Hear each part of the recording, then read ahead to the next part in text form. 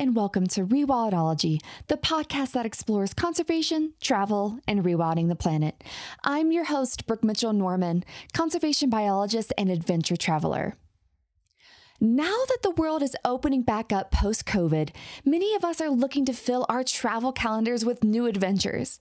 Surely many of you are considering hitting the open seas and booking a cruise to a gorgeous destination. Alaska, the Caribbean, the Mediterranean, Iceland, the Galapagos, the list goes on and on. But being the savvy traveler that you are, I know you've heard about the many environmental and sustainable problems that plague the cruise line industry. For example, gargantuan ships the size of hotels that overwhelm small port towns to give their guests, quote, cultural experiences, oil spills, and insane carbon emissions, to name a few.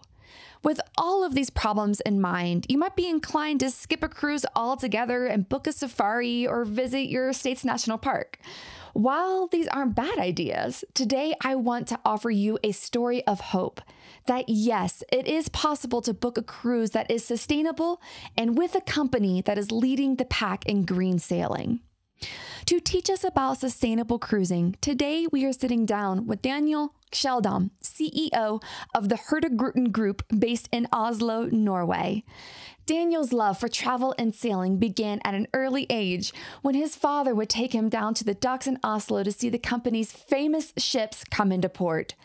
After serving in the Army, Daniel began working for a local airline to make ends meet and realized he had a strong passion for travel. After several years in the industry and with a huge dose of courage, Daniel approached the group's board and asked to be the CEO. After some deliberation, he was chosen as the company's CEO and has been leading the charge in green cruising practices for over a decade. Daniel and I have such a fun and insightful conversation exploring why he decided to pursue becoming the CEO of the Hurtigruten Group company, why the company made sustainable practices one of their top priorities, innovations his team is leading for sustainable cruising, science that is being performed aboard the ships to learn about the environment, complete with a shout out to a former guest on the show, what to look for when booking your own cruise, and so much more. Being in the conservation tourism industry myself, I am so grateful to finally sit down with someone that could show me that yes, cruising can indeed be sustainable. I have so much more hope for the future for the cruise line industry, and I hope that today's conversation will do the same for you. All right, friends, here's my conversation with Daniel. Well, hi, Daniel. Thank you so much for sitting down with me today and chatting and meeting the entire Rewildology community. It's so awesome you're stateside and we had an opportunity to sit down. So before we get to what you're doing today, I know your journey had to have been super winding. So please tell me, where did your journey begin and how did you get to today? Thank you for inviting me, Brooke. It's great to be on your podcast. And my journey in life has not been a straight line. It's been taking a lot of opportunities that's come my way. Actually, I've tried to create opportunities to come my way. They haven't been coming along floating on a boat or anything. So I used to work for an airline. I was part of the startup team of a low-cost airline in Europe. I was 35 years old and I'd been there for 10 years and I started looking around for other things to do. And then I found this beautiful company, an iconic company in Norway, with a thick layer of dust on it. It had been loss-making for 20 years. Not much had happened. And I thought that's a fantastic challenge to take on. So I approached the chairman and I said, I want to be the new CEO of this company. And then I became the CEO. So that's the story behind why I'm here today. Wait. So you just approached them and be like, I want to be your CEO. Where did you get the courage to do that? That's a good question. I had a great job. It was a fantastic job. So I didn't have to find a new job, but I figured if I'm going to do something else, I want to work on something that is meaningful, something that I can get a passion for. And something which is not going to grow by 1.5% annually and, I'd just be a caretaker. I wanted to create some real change. And then why not do it in a company that had been existing since 1893 and, wasn't performing very well? So that's really appealed to me. It was an interesting story. I actually contacted the chairman multiple times through the switchboard at his office, and they refused to connect me to him. And finally, I managed to convince him to take a meeting, and we sat down, and that was the start of this journey. Wow. And were you always drawn to travel? You said you were an airline before, and I feel like people in our industry, we're just like filled with wanderlust from the beginning. Was it the same for you, or why did you decide to go into this field?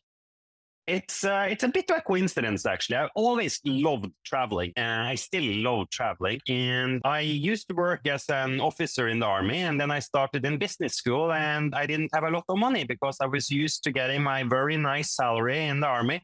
And suddenly I was left without the salary and became a student. So in order to have a social life, I started working at the airport. And I was at the gate seeing all the people going to all these nice, cool places around the world.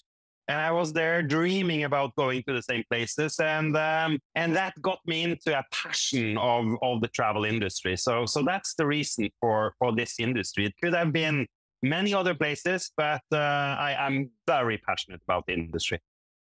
Oh, I could not agree more. People probably listening to this podcast are like, Brooke, will you shut up about conservation travel? No, we're going to keep going. Because for me, like a little bit of background too, is like I come from the biology side. So to me, it is an answer to protect our wild spaces. So I came from it from like a different angle. And it's amazing how when we get into it, how we see the possibilities. And it sounds like you did as well, especially for this company.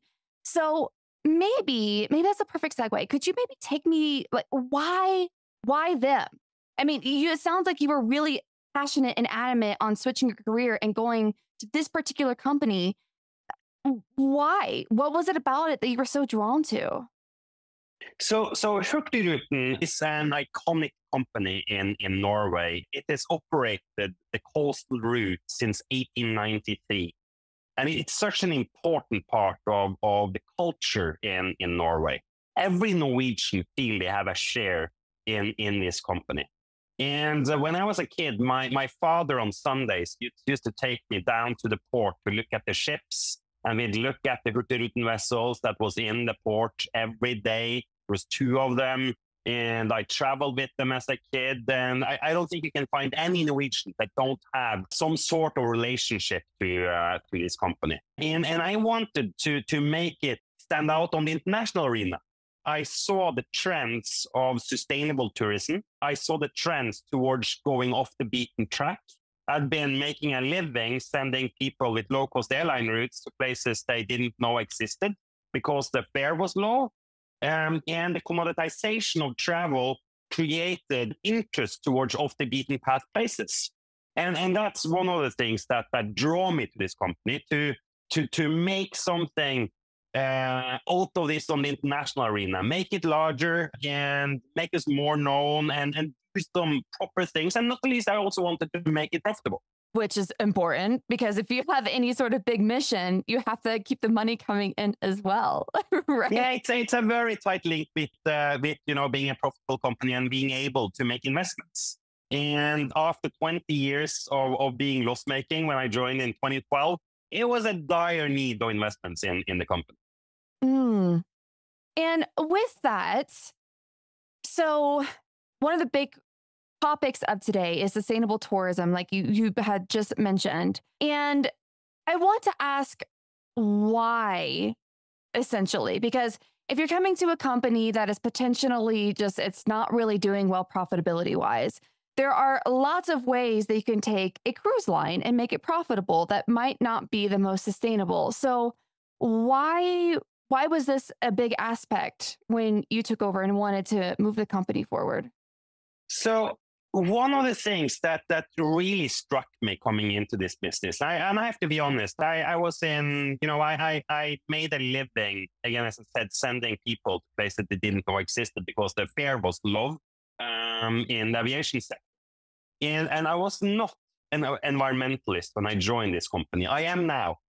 And what opened my eyes for the importance of this topic was looking at the coastline we sailed, looking at the areas we sailed to in the Arctic, in the high north, Antarctica, and looking at the impact of climate change that was happening in front of my eyes.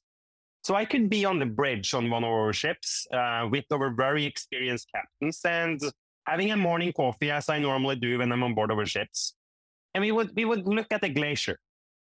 And the glacier would be miles and miles away from us. And the captain would say, you know, Daniel, when I started in Hurtigruten 35 years ago, the glacier used to be here, where we're laying right now. Oh my God. So it's just a massive amount of melting of glaciers, melting of the ice. And, you know, it's around the poles that we see the changes to our planet the first.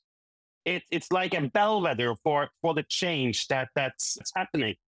And I also spend a lot of time on the beaches along the coast and the beaches of Svalbard and seeing the massive amount of plastic waste that just floods the beaches make me really, really scared about what I saw. So I went from being a very, very serious businessman that was pretty much about profits and also creating a good product and taking care of our guests, but to really start to feel passionate about this topic. And I also met a lot of colleagues in this great company who'd been working in the company for years, who was super passionate about this topic and who made me aware of all the things we could do to improve as a company. And even at the time, we were doing a major turnaround of the company, trying to make it profitable. We did not fall for the temptation to cut costs on emissions. We rather invested in reducing emissions and reducing our footprint. And have you started to see a return on that? Like what, I guess from that moment, maybe let's take it back like 10 steps. So around when was this self-realization happening, or like your colleagues are like, yes, finally we get to talk about this stuff. Around when do you think that the sustainability really started to be the focus for you guys? So it started pretty quickly to become the focus, because what I did when I joined the company was to be a lot out in the field, a lot out amongst our crew members, with our guests. I worked in the expedition team. I was pretty much everywhere in the business talking to our fantastic employees and learning. So I guess this was a journey that started pretty early for me after I joined the company. I'd say our strategy, we made some good strategic choices in those days, but our strategy really started emphasizing this around 7-8 years ago, when we started investing in new technology and starting really putting money behind this strategy and really making it part of the journey. And I'd love to say that, you know, this is my vision as the group CEO, and everyone does what I tell them to do. But this is what I'm most proud of, is that this is very much a journey that is fueled by all the great people in the company. And they've been impacting a lot of the decisions we've been making along this journey, such as being the first cruise line or major travel company in the world to ban single-use plastic. It came at a massive cost, but this was our crew members who really, really drove that mission and put me on the spot, saying, you know, Daniel, you can't be proud of leading this company unless we do something about the plastic problem ourselves. And I challenged them back and say, what can we do? And we did a 6-month project and working with suppliers all over the world to find replacements for the single-use plastic. This is perfect too, because I would love, please keep down this train of thought. So like I mentioned before, I am from conservation tourism, but I don't know as much about sustainable tourism on ships.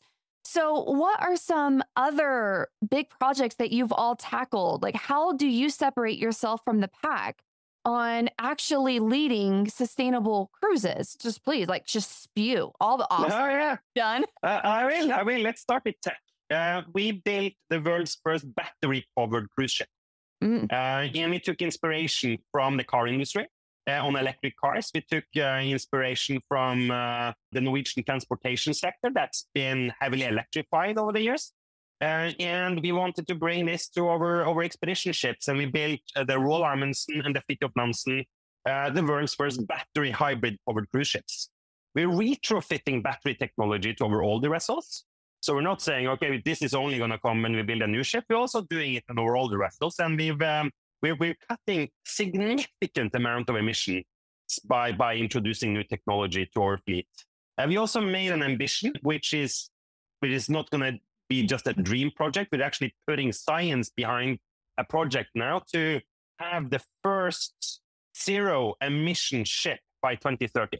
Wow. It is not possible right now, but with technology development and the pre-project that we just finished with, we certainly believe that we will be able to exercise this by 2030. We made some conscious decisions. We use no heavy fuel oil, this syrupy toxic waste that fuels most of the world's cruise ships. We're actually advocating a ban on heavy fuel oil in the areas that we say. As I mentioned, we removed single-use plastic. We're very focused on creating positive value in communities we sail through, buying locally, hiring locally. We don't buy frozen food in a turnaround port way off where we sail. We actually source locally fresh food as much as we possibly can. We're supporting science. So we use our ships as a platform for scientists. We use our guests as citizen scientists collecting data. And actually, our ships have a consecutive series of data points on the water temperature on the Norwegian coast going back to the 1930s, which scientists can get access to. We want to create climate ambassadors of our guests. So when they return from these beautiful areas we sail to, they know more about them, and they also know what is creating the challenges in these areas and how fragile they are. And lastly, we also run land-based businesses. In one of them on Svalbard, which is as close as you can get to the North Pole. It's the northernmost city on the planet, Longyearbyen. We have hotels, restaurants, shops, tour operation. We've on this journey, we've had to overcome a lot of challenges. So Longyearbyen, beautiful place, is powered by coal. And then you're going to introduce new technology in a place that is powered by coal, and we can't change that because that's the government's decision. We wanted to introduce the world's first battery snowmobiles, electric snowmobiles, right? But that's not doing any good if they're powered on coal. Right. So our team decided to overcome this problem, and they set up a windmill, and they put up a solar panels. What?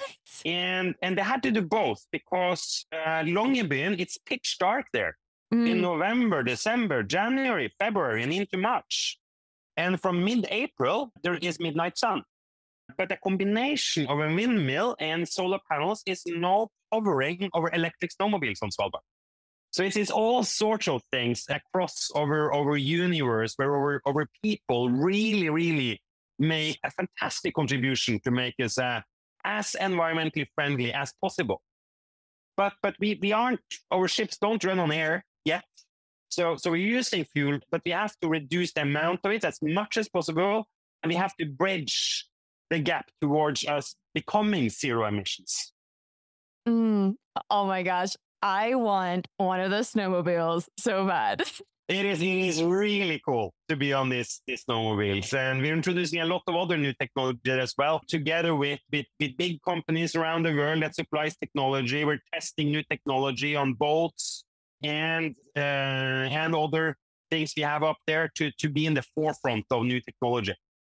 Oh my gosh. So where I'm at now, so before we started chatting, I was just telling Daniel where I'm located, and I'm right outside of Rocky Mountain National Park now. And the town I'm in, they claim themselves as the snowmobile capital of Colorado. You should try getting an electric snowmobile. It's a fantastic experience. Oh my gosh. I bet they're so much quieter too, right? Absolutely. Oh, I might have to connect with you afterwards. Be like, okay, how do I get my hands on one of these awesome things? No, that's really cool. It's really cool. And so I think you kind of mentioned it too, and you have these bigger initiatives. Obviously, you said that you're not there yet. So what still needs to be done to get to where you think is the whatever that big goal is? And what is that big goal? Where do you want your ships and your company and your impact to be at? We want zero emissions. That's our clear target. And the technology is just not there yet. And our philosophy in that is starting to push the boundaries, reducing the gap. And that's the idea behind the battery hybrid vessels that are like a first, second, third, fourth generation Toyota Prius, where you constantly push energy between the engines and the battery pack to optimize the fuel consumption. But we want to get further. We want to get to zero. Those ships aren't zero. They're heavily reduced, but they're not zero. So as I mentioned, our first zero emission ship should be on the water in 2030. That's a carbon neutral scope, which means that the ship itself will deliver no emission, but the production of the ship will deliver emission.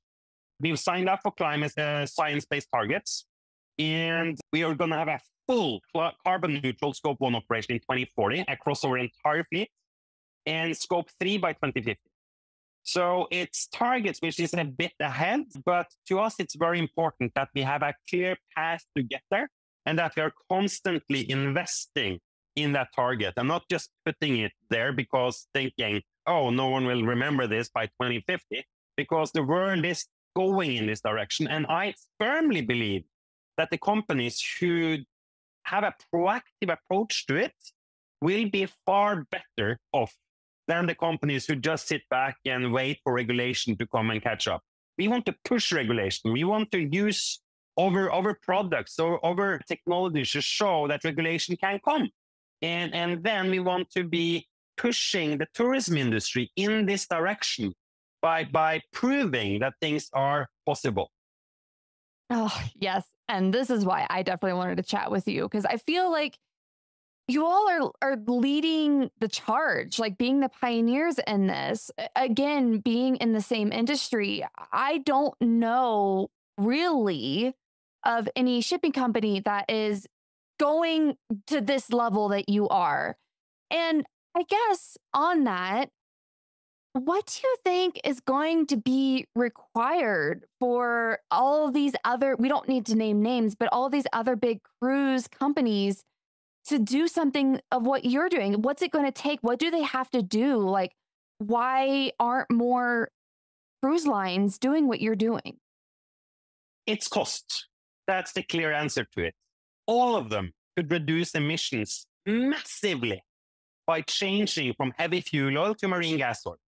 And the sad truth is that most of them only do it when they're required to do so by regulation. And a lot of these ships have fuel tanks, and they switch from heavy fuel oil to marine gas oil when they enter an area where regulators have said that you have to use marine gas oil. So the simple answer, and sad answer to this, it's all about costs. It's all about reducing the cost level as much as possible to be able to offer prices to their guests that are as low as possible. And when that kind of tourism, I think, will be on the decline going forward, I just think we have to accept as consumers to pay more for our products in the future, because that will be needed in order for operators to do the necessary investments in green technology, because it will cost more. Yeah, that was my next question, because I was thinking of who here are your consumers different? Like, are the people on your ships, they're just more conscious of this? Are they help fueling it? And then maybe the other companies just don't have that same pressure? Because I mean, consumerism just that's the main driver for so many different things. So yeah, like I kind of lost where I was going with that question, but I guess, yeah, the people aspect of this, do you think that they would have to change if their clients were asking for it, or some of them? Yeah, and I think that will happen to a larger and larger degree. And unfortunately, we're not there yet now. I mean, for our guests, they are asking for it. We get a lot of guests who would not in a million years want to travel on a big 6,000 bed cruise ship. Oh my God, that's and yeah, so they just wouldn't want to choose that kind of product, and they come to us because they know that they can feel good when they choose us as an operator. But I also think I think it's three forces which will fuel this growth, which makes me optimistic about the future. First of all, I think the guests will in the future make better decisions and choose operators who take this seriously. Second, I think regulators will step up. And we're pushing regulators to enforce much stronger regulations, because it's a bit sad to say, but again, back to my point on the dual tanks, regulations are making operators change faster. And lastly, what I also see around the world now is that the finance institution of the world, the banks, the ones financing vessels and infrastructure, are starting to a much wider degree to be more picky about who they finance. I also think the finance institutions will play a role in this, and that will create some really, really big change if operators who don't fill their ships with new technology, reducing emissions, aren't getting financing. They won't choose these solutions. Right. Just out of curiosity, since you're so in the field, are there any rumors of that happening anytime soon? Or is this just a forecast that you see is probably coming? It's already happening. And we see it a lot amongst European banks, and they have it very high on the agenda that it's some industries, they've stopped financing. They're not giving loans to them anymore because they are too polluting. And what I see is that, this line will move. And eventually that will hit also cruise-based companies who's not doing the necessary investments on green technology. So customers, regulators, and finance institutions, I think that's a powerful combination that will create positive change. And I find that just extremely exciting that this pressure is starting to build. Because again, like being part of this world, the cruises have a really bad reputation for a lot of reasons. And it sucks because that is just another way to go see the natural world and create amazing protected areas, because we are doing that. But so many cruise lines have been doing it wrong. And again, we're not going to name any names because that's not the point here. But to hear that there is big change coming is very exciting. And then even more exciting is they have a model to look at. Be like, hi, we've been over here this whole time. You're finally reaching our level. Yeah, and fortunately, I don't think that change is happening fast enough. So I'd love for the speed to change on this, because it's going way too slow. But I also notice in my years following the industry, I mean, just back in 1819, these was topics that none of the cruise executives wanted to talk about. Overcrowding effects, pollution, emissions. They just didn't want to cover it at all. And that it is on the agenda now in 2022. And I think that's one of the silver linings of the period we've just been through, is that this is a lot more on the agenda. We also have to make sure that in the financial difficult times that we are entering, as the Western world definitely are entering now, that this is not reduced. This focus is not reduced, because it is not going fast enough. I'd love for this to go a lot faster. Right. I completely agree with that. And let's just say that somebody listening said the world is opening back up. COVID regulations are finally calming down. Thank God. Every single person in travel is like, finally. So let's say that somebody listening right now, they are wanting to plan their next trip. And they're like, you know what? I want to take a cruise. What is something or like some tips that people should be looking for when they are starting to do research? Because again, like saying someone like me, I've not taken many cruises before. Actually, technically ever. I've done some other stuff with my former job, but I've never just I want to take a cruise to Alaska, So what are some great tips and maybe some red flags that people should look for just to be a smart consumer so we can put the right pressure where we need to? And it's a great question. It's so much greenwashing out there that it's not the answer to it. It's a lot of greenwashing. And if you look on certain advertisements now, you should think, these big monster ships are running on air and love. Let me take an example. I was in my home city of Oslo, and in Norway, on our Constitution Day. I was out with my partner and our 2.5-year-old son, and we were out in a boat and just to look at, the festivities in the city. And there's a huge monster ship docked in front of the entire city. This basically takes up the entire cityscape. of Oslo, which is the capital of Norway. And this cruise line, it's 8,000 people capacity on this ship. It's a monster ship. Oh my. And they've got the guts to paint green cruising at the side of the ship. And that's not what you think about when you see this ship with the invading hordes of people being offloaded on the port. So there's an enormous amount. So I'd say a few ground rules. Stay away from the monster ships. They aren't creating anything good. It's an enormous amount of emissions, and it's also overcrowding small societies. Mm-hmm. And another example to that on the monster ships, as I mentioned, we have a substantial activity in Longyearbyen, the northernmost city on the planet. And in Longyearbyen, 2,000 people lives. And it's a funny link because we sometimes say there is more polar bears in Svalbard than people, and there's about 5,000 people in the wider area. 5,000 polar bears and 2,000 people. And think about what it does to this community when a ship with 8,000 people on board comes into town.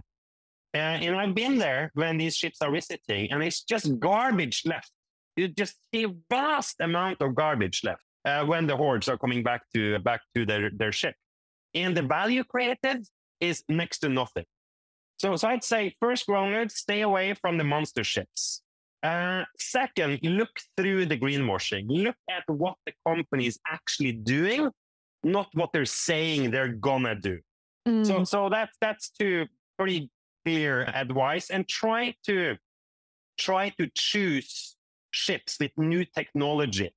Battery hybrid ships is a sign that the cruise line is doing an effort, that they're doing investments, but it's also companies that say they have hybrid ships that doesn't have this technology. So again, it is challenging. And lastly, I'd look for companies who is leaving values in communities that they're visiting. Sourcing locally, employing locally, having that focus will also give you a much better experience, because when their ship comes into port, they're welcomed like friends. And there's sadly a lot of experiences where cruise ships come into port and they're seen as the enemy, deservedly, I'd say, in many places. Oh, wow. Those were so good. Those were awesome. And yes, thank you for sharing that, because I feel like that is very, very important too. The greenwashing is horrible anymore. And so just having a few tips like that when we are doing that Google search, when we are planning, because especially the rewildology community and everyone listening, we are more conscious about this stuff, but sometimes it's just overwhelming when you're essentially being lied to and you're like, I don't know how to look through that. And to know that there are some things that we can look for is awesome. I mean, of course, going on any of your expeditions, you know that there's certain companies where if you go with them, then you don't have to worry about it, which is always number one. But if there is somebody just doing a Google search, like what should we be looking for? Who should we? It is difficult. It is more difficult than it should be these days. I'm sure you've seen it. Yes, you bet. You bet. Is there some times where you just like pull out an ad or like something, you just go show your colleagues and be like, yes. It most certainly is. I took a picture of this ship with green cruising and showed my colleagues. I'm like, look at this. Oh, we do that all the time too. So that's why I was like, I'm sure you do that as well. Oh, so let's turn the tables back to your company really fast again. And I really want to take a second to talk about this question because I'm a biologist and I actually studied citizen science in tourism specifically, well, on safari. So a little different of a landscape, literally.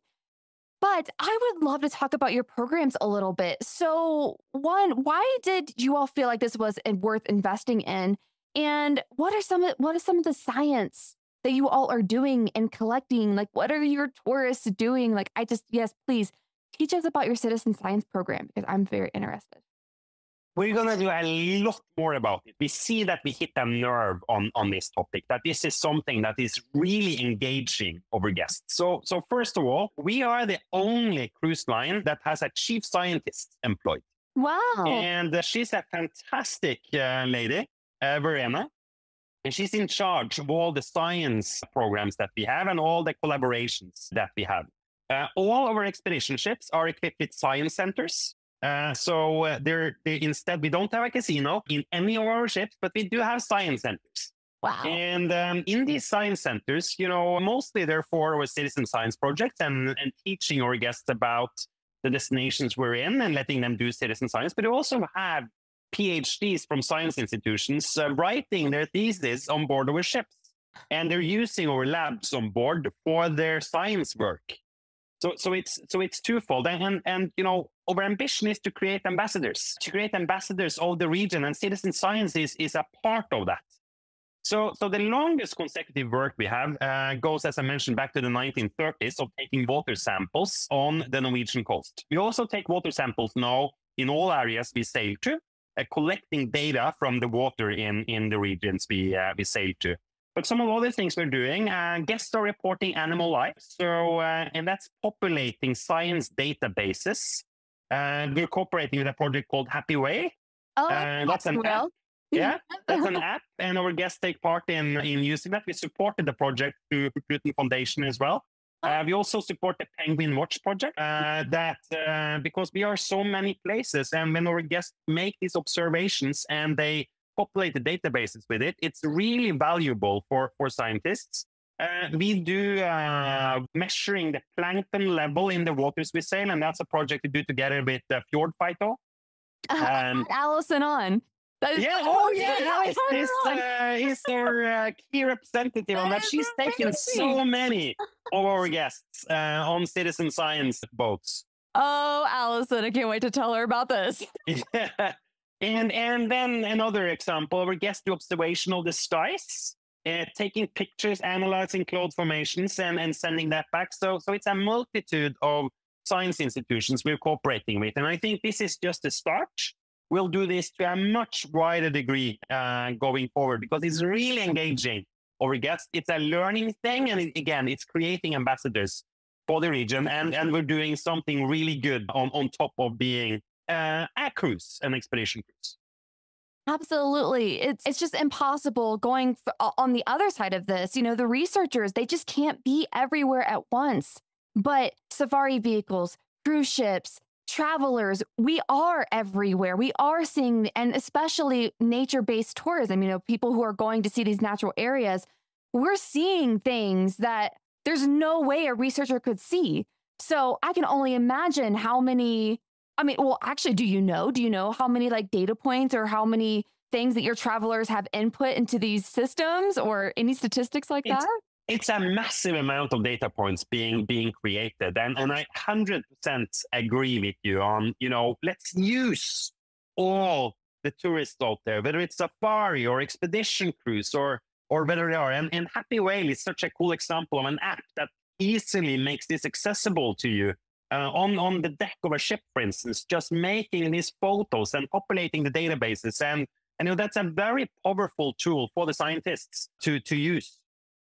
Absolutely. Absolutely. Allison, like I said, she's an episode 75 guest. I love her. I absolutely adore her work. She literally couldn't do her PhD work. She couldn't physically do these things if it wasn't for your company, essentially. And everybody's like it.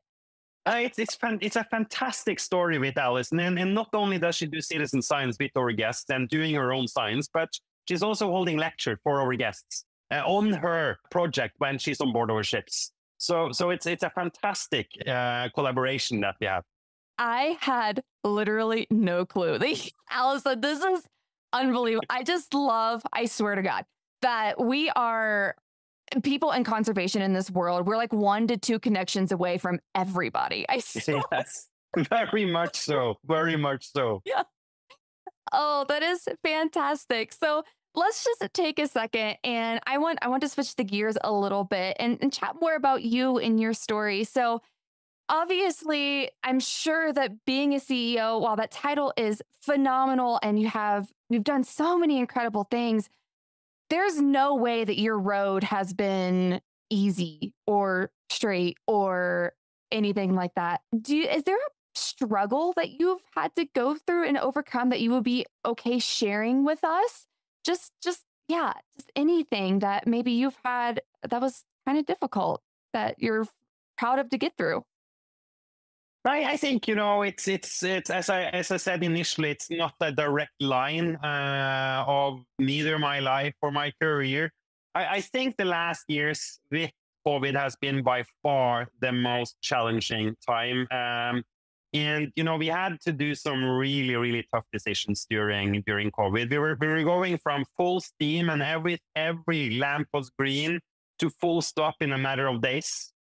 We had to give a lot of our employees temporary leave. We had to lay off almost all our ships and close the door on most of all our products. And making that announcement is probably my toughest decision ever. Hmm. But seeing how dedicated our people are and made decisions during this period, which I'm happy about because we had more people than we needed to and we paid more than we needed to. And we make some conscious decision along this path, even if it cost us money at the time that, the company is just drained of money.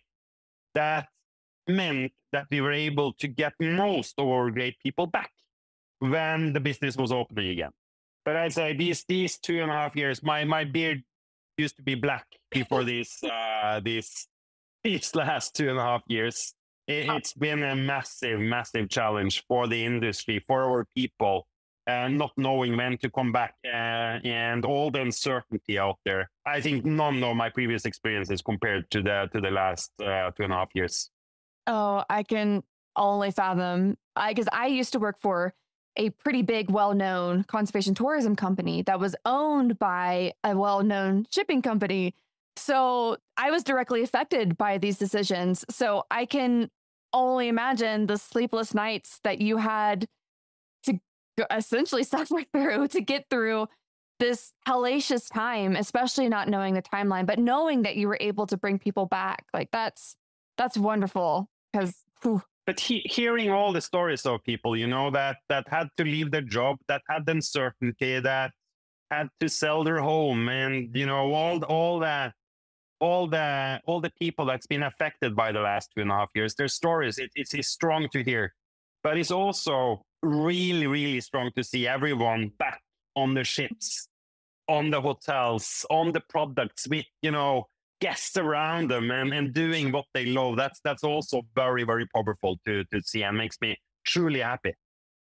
yeah, I feel like us in this industry, what's the word I'm looking for? It's more precious now. Like we're more grateful for those moments because before I'm just like thinking back to 2019 when everything was just steaming ahead, like Mm, full stride. All parts of tourism was just going berserk. And then yeah. March 2020, it halts, like comes to a grinding stop.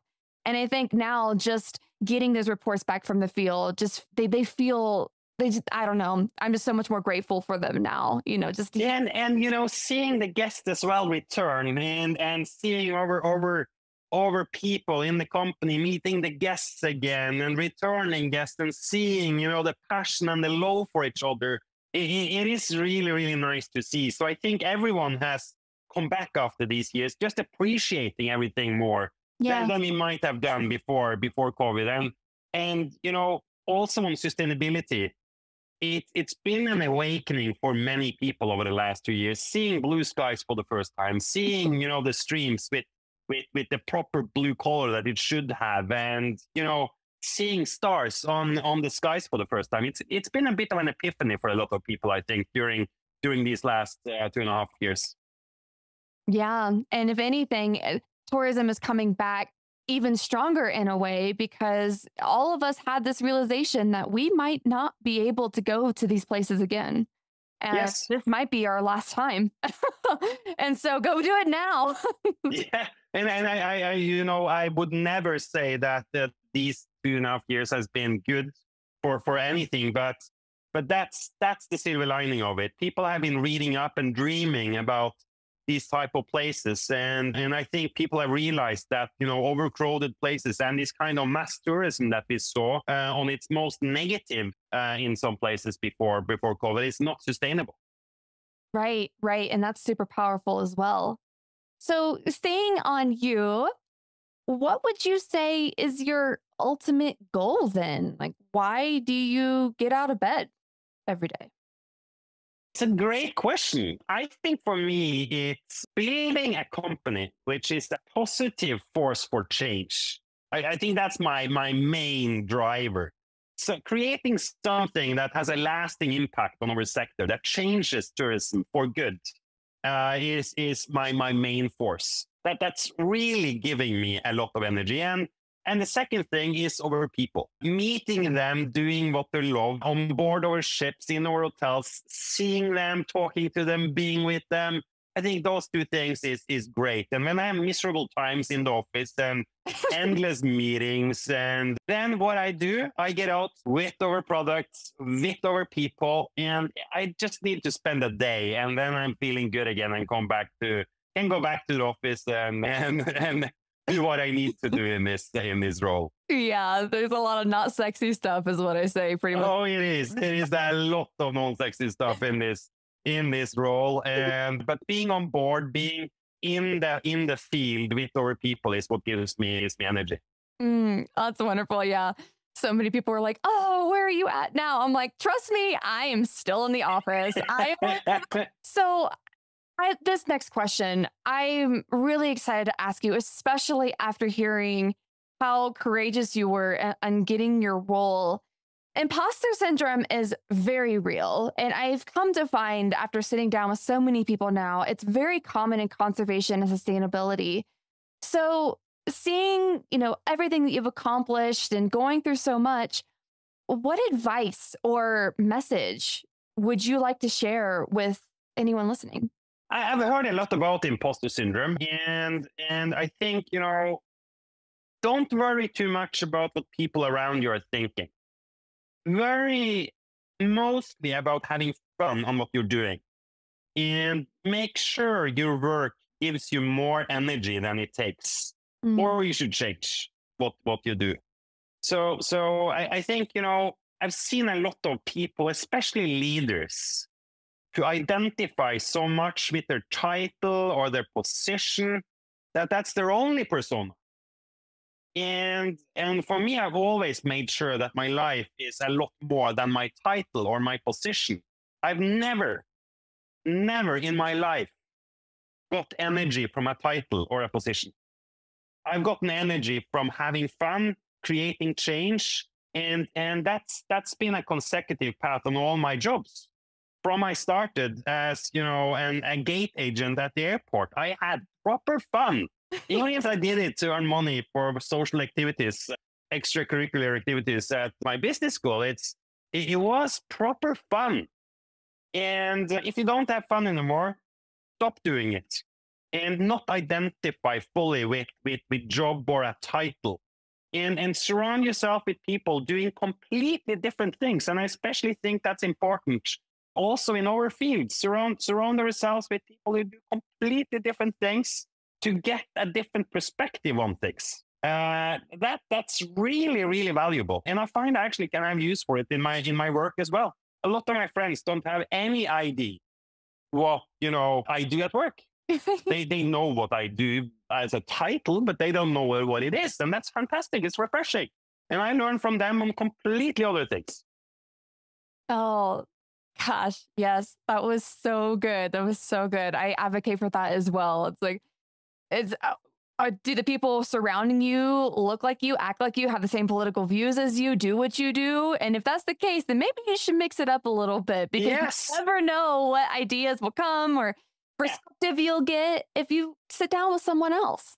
Diversity is really important. It's important at work, but it's also important in your social life to have people who have contrary ideas or occupations or meanings, and learn from them, and it makes you understand a lot of other meanings easier. Yes, absolutely. Oh my gosh, Dana, I feel like we could sit down and chat all day. Hopefully, next time we're chatting, it's actually with like a glass of wine or a whiskey or something that would be. With a fantastic nature outside us, right? That'd be great. Oh my God, that'd be amazing. So, with that, how can someone maybe follow your work, maybe get hold of the Hurtigruten Group. That was very well pronounced. I've been practicing, but I've been kind of nervous to say it out loud. But how can someone maybe even look at your expeditions or maybe want to travel with you or maybe see what the company's doing? What is the best way for someone to do that? So that'll be looking at our social media. So if they want to see what I'm doing, I share on Instagram and LinkedIn. And if they want to see what goes on in our company, we have some great Instagram sites and Facebook sites and LinkedIn sites for our three main businesses. And that's Hurtigruten, Hurtigruten Expeditions, and Hurtigruten Svalbard. And it's a lot of fantastic content posted every day on this site. So that gives a good idea about a lot of what's happening in the group. Oh, it's fantastic. And as always, we'll have all of those links at the show notes. If someone's like, how do you spell that? I'll make sure it's all there. The links are there. It'll be great. And also all the links to your sustainability initiatives and your company as well. But Daniel, thank you so much for taking the time again to sit down with me, to sit down the Rewildology community and teach us about sustainable cruising. Thank you very much, Brooke. This was a blast.